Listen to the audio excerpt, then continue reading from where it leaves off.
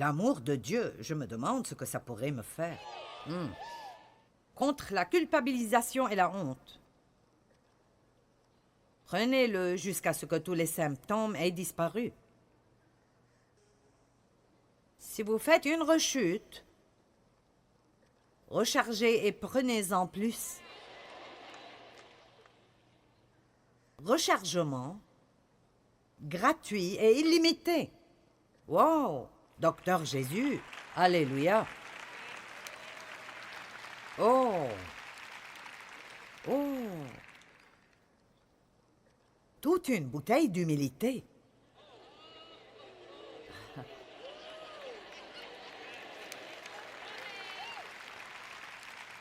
Prenez-en pour l'arrogance, l'orgueil et la prétention. Prenez-en pour le jugement et le criticisme. Rechargement illimité. Prenez-en jusqu'à ce que les symptômes disparaissent.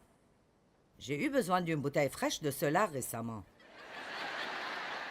J'ai pris cela régulièrement pendant toutes mes 38 années de ministère. J'en ai toujours besoin. En fait, j'ai toujours besoin de tout cela plutôt régulièrement. Oh! Wow! La générosité, comment ça va m'aider? Oh, prenez-en pour l'égoïsme.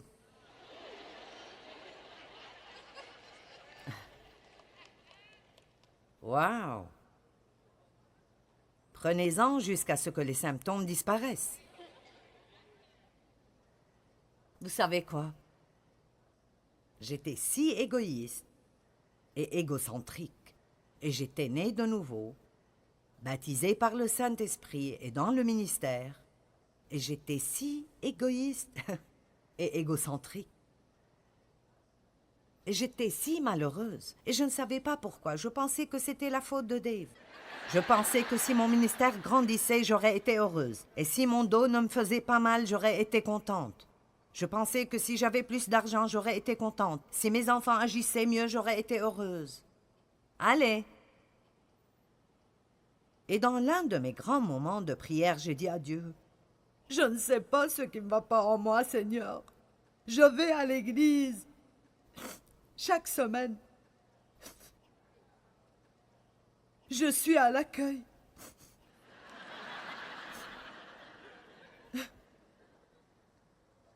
Je ne sais pas pourquoi je suis si malheureuse. Et je vous le dis, vous pouvez dire ce que vous voulez à propos de si Dieu nous parle ou ne nous parle pas, mais Dieu m'a dit,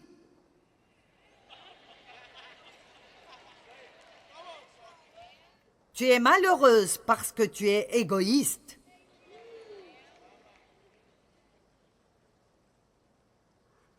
Alors j'ai commencé à étudier l'amour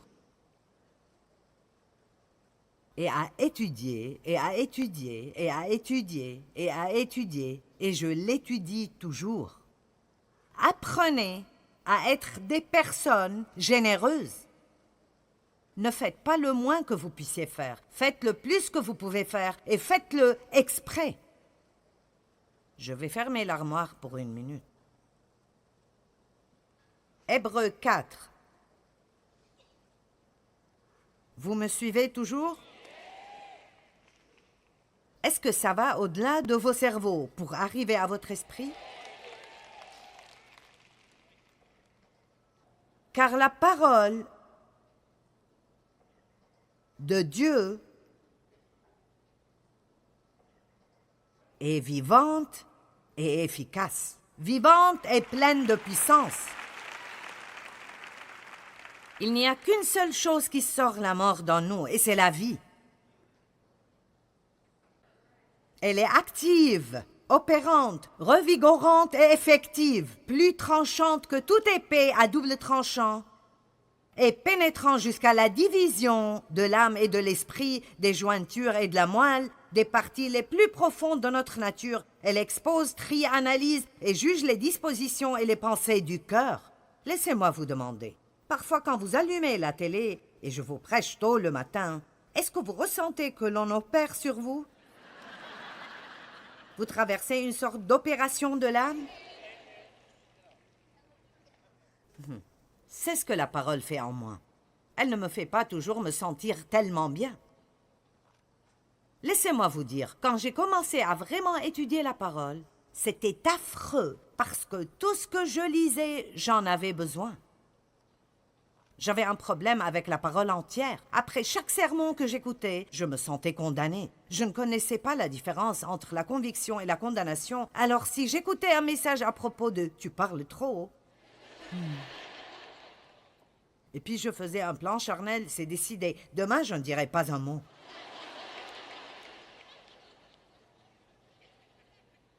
Et je marchais à la maison. Et quelqu'un me disait « Qu'est-ce qui te prend aujourd'hui ?» Et je disais « Si je parle, vous n'aimez pas. Et si je ne parle pas, vous n'aimez pas. » Vous savez comment on appelle ça la chrétienté enfantine et bébé? Je ne savais pas que ce que je devais dire était « Oui, Seigneur, tu as raison, je suis convaincu. Je dis beaucoup de choses qui blessent les gens, et je dis beaucoup de choses qui me blessent à moi, et je veux changer, et je te demande de me changer, et j'irai à ta parole, et je prendrai mes médicaments. » Allez, laissez-moi vous dire, vous pouvez prendre n'importe quel verset dans les Proverbes, à propos de la bouche, et vous commencerez une grande guérison dans vos vies. Vous devrez y retourner la semaine d'après pour prendre une autre dose, et vous devrez retourner la semaine d'après pour prendre une autre dose. Allez!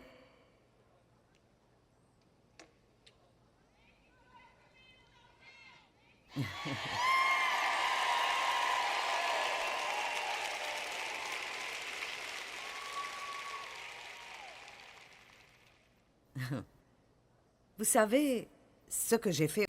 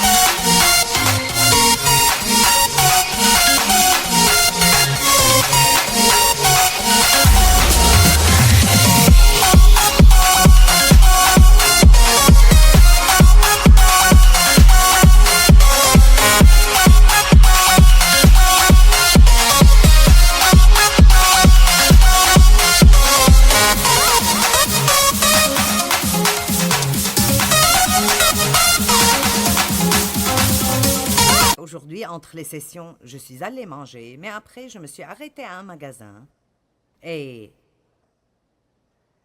j'ai acheté près de 7 pièces de vêtements pour une amie. Je n'essaie pas de vous montrer combien je suis bonne, mais j'essaie de vous dire comment je reste heureuse.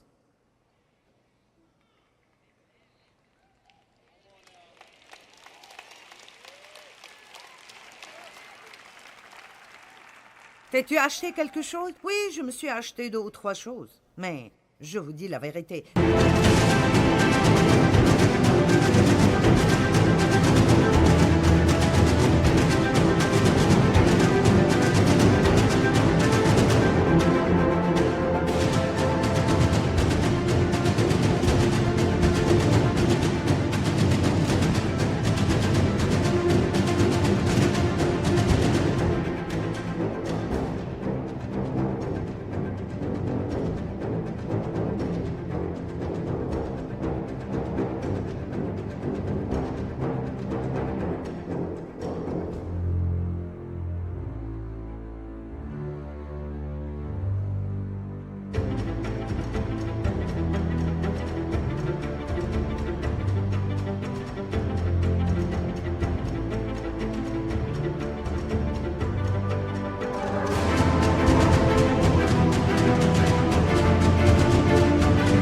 J'ai découvert que la seule façon d'être heureuse est d'être agressivement généreuse.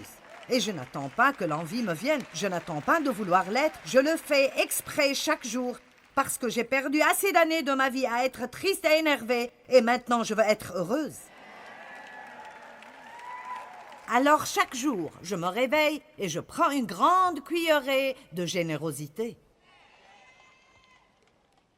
Oh, où est-il passé? Oh. Oh, mon Dieu. Ah, le voici. J'ai pensé que je devrais aller pour en acheter plus. Est-ce que quelqu'un comprend ce que je dis? Je vous défie de, si vous savez, si vous êtes égoïste, de l'admettre. Combien sont égoïstes? Merci. Combien sont parfaits et n'ont besoin de rien de ce que je dis?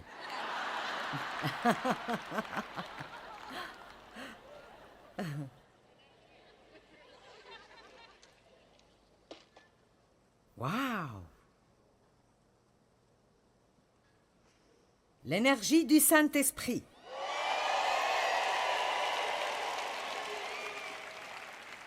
Prenez-en pour la paresse aussi souvent que vous en avez besoin. Jusqu'à ce que tout symptôme disparaisse. Waouh!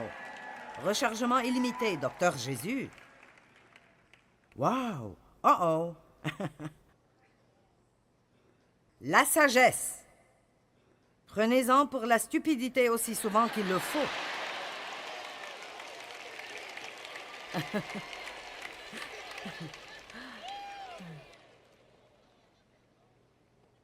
Mon Dieu! Ouh! Comment pouvez-vous être chrétien et vous ennuyer? Je veux dire, si vraiment vous entrez dans cela de tout votre cœur et vous mettez un objectif, je veux grandir, je veux être comme Jésus, je veux être conforme à son image, je veux qu'il soit fier de moi, je ne suis pas là juste pour avoir ce que je veux, je suis là pour servir Dieu, il revient pour moi et je me tiendrai devant lui et ferai un compte-rendu de ma vie. C'est le moment de nous débarrasser de nos biberons, de nos couches et de nos tétines. C'est le moment de grandir et d'être des hommes et des femmes de Dieu.